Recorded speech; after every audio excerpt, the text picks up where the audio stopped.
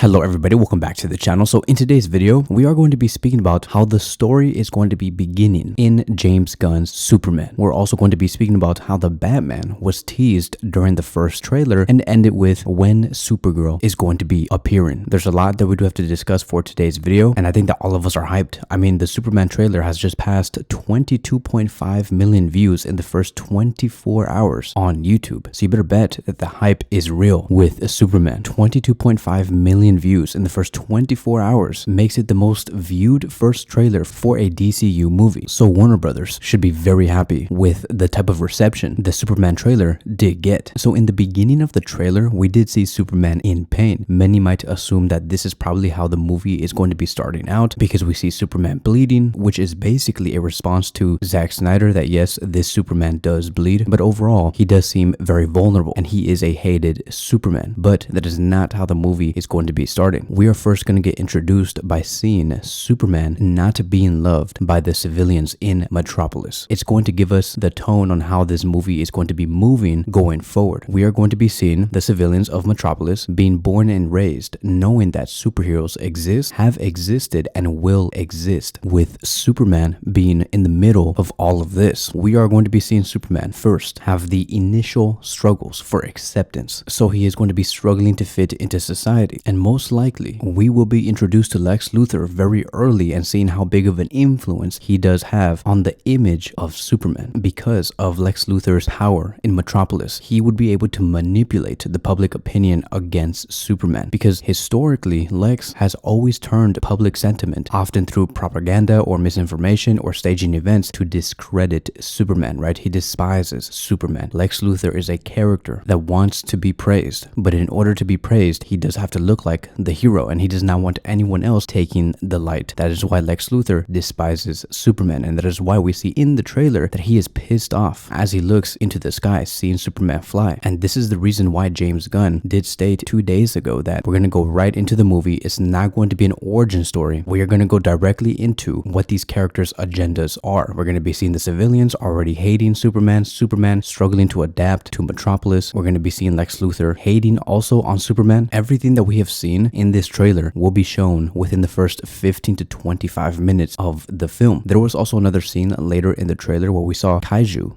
attack the city, and I strongly believe that Kaiju might actually be Metamorpho, and he just ends up losing control and might possibly be under the influence of Lex Luthor. It could be somebody else, but for now we're just going to say he is under the influence of Lex Luthor. It just has to be, because if you look at this creature and you compare the eyes of Metamorpho and Kaiju, they have the exact same eyes. And then when you look at the creature's body, it is orange and gray, which is the exact same skin tone that Metamorpho does have in the comics. So it is quite possible that this creature here that is fighting against Superman in the first 20 minutes of the movie might actually be Metamorpho. We just don't know who was the one pulling the strings. It could be Lex Luthor, it could be Stag Industries. We're gonna have to wait and see. But as this attack is going on, this is where we do get the scene of him saving the little girl, because behind Superman here you can clearly see the foot of Kaiju. And so during the fight, as Superman is trying to fix things, right, he saves a couple of children, he goes into the sky, maybe try to punch Kaiju in the face. Kaiju eventually flames up Superman. Now of course this does no effect to Superman's body at all, because this guy is like indestructible, but his suit does get burnt. I'm gonna assume that his suit does get upgraded later in the film, or maybe in the next film, maybe in a part 2. But yeah, his suit does get all black and destroyed, but ultimately he ends up defeating the monster, causing damage in the end to the city. And this also explains the reason why in a later scene in the trailer we see people like throwing stuff at him. This is probably right after the battle, because if you look at his suit, it's all burnt, which is the result of him getting blasted from the fire that Kaiju was throwing at him. But clearly we can see that the civilians are pissed off at him. I don't know if maybe it's because how Superman handled the battle, maybe it's because some people got hurt, but clearly they just don't like him. And so Superman ends up going inside this building, or once again fresh off a battle. He's looking very upset, maybe in the way that he handled the battle, the reception that he's getting. He clearly does look hurt, but he is in that building to prepare for the type of speech that he is going to be given, or maybe they're going to tell him to like get out of here, that he does not belong here. Something is going to happen in this building that we just don't know anything about yet. But for some reason, you can just get that sense that Superman is complying with what the people want and what they want to do with him, because I strongly believe that Superman does not know that maybe Lex Luthor or somebody else behind the scenes is pulling the strings, which is why he's willing to comply and hear out whatever the people have to say, because he could just fly out. He could do whatever he wants. He does not have to be stuck in that building being hated by all those people, right? Because he is Superman. Like, why could he not just fly out and just go somewhere else? And I think that that is what we do set the stage for the movie, right? This is everything that we have talked about does take place within the first 15 to 25 minutes of the film. And I believe that as we go through the movie, he slowly finds out that there is corruption going on, that the reason why he is hated is because there's somebody else behind the scenes pulling the strings. And then we get introduced even more on the plans of Lex Luthor, maybe know more about Stag Industries. Superman eventually has to fight Ultraman later in the movie, etc., etc. But that is going to be what we are going to be getting into during the introduction. So since we are talking about Stag Industries, this is where the Batman connections do come in, because if you guys do not know what Stag Industries is, it is a company that is actually based in Gotham City. Simon Stagg is also the founder of Stag Enterprises. It is a corporation involved in chemical and genetic research. He is primarily known as an antagonist to the superhero Metamorpho. Metamorpho is the creature that we were talking about earlier in this video, right? It is that human character that can transform into anything that he does want. Also, Metamorpho is part of the broader DC Universe plan because he does have a lot of interactions with the Justice League, and he occasionally crosses paths with the Batman and also works alongside the Batman in various team-ups and Justice League scenarios. And this is where the links do come up between Stag Enterprises to the Batman. Also keep in mind that Stag Enterprises is a billion-dollar corporation, which is almost the exact same value to Wayne Enterprises, right? Both of these corporations are valued at billions of dollars. So as we do look through this scene here in the Stag Enterprises building, Guy Gardner does come out, and I don't know if you guys have noticed, but Guy Gardner alongside with Hawkgirl and Mr. Terrific are all wearing the same uniform. Many questioned why would they wear the same thing, why can't they all have their own unique look, but I believe that they're all doing this for a reason. I believe they're all wearing the exact same uniform because they are under the same team, and they do have a specific task that might be associated with or funded by Stag Industries. So they could be working under Stag Industries. I just don't know exactly within the context of this film whether it's Simon Stagg or Lex Luthor pulling the strings. But the fact that Mr. Terrific is in this team is very important because Michael Holt, aka Mr. Terrific, has a company called Holt Holdings in the comics, and he later does sell this company to Wayne Tech, or part of Wayne Enterprises, once again being linked to the Batman. This transaction is part of Holt's backstory, where he does sell his company to focus more on his superhero activities to fund his tech innovations for his crime fighting endeavors. So the reason why Mr. Terrific gets all of these gadgets is because he was able to sell Holt Holdings to Bruce Wayne, and we'll see if in the film if they do mention this transaction. So let's not expect any like real Batman news to come out from James Gunn anytime soon, and especially anytime within the next 7 to 8 months, because I believe that whatever ideas they do have, they're going to keep it under wraps until Superman is out for at least 5 to 6 weeks. Because to James Gunn, it is very important for Superman to do well, because if Superman does do well, let's just say it generates $750 million,